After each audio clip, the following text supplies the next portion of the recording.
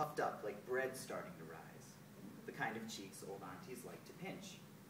Sometimes when they did that, Finny pinched back.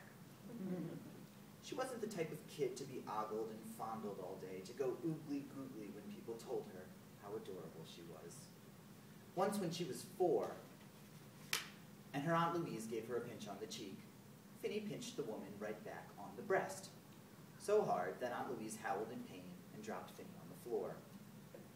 It was a linoleum floor, and when Finny crashed down, everyone thought she was dead. Then Finny started to laugh.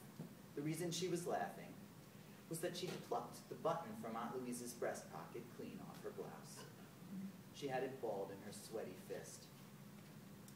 Finny's dad was a lawyer, the managing partner of a small firm in Baltimore, though the family lived far out in the suburbs. All her father ever talked about at the dinner table was great men.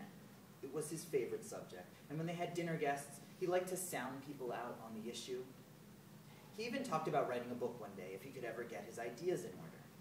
He loved to apply quotations by great men to whatever people were saying. Good artists borrow. Great artists steal, Stanley would offer, during any discussion even mildly related to the subject of art. Then he would say, in a more sober tone, Picasso. Just the name. Never Picasso said that, or that was Picasso's idea. God does not play dice, was another of his favorites. And to Finny it sounded like a warning, as if God were telling you not to mess with him.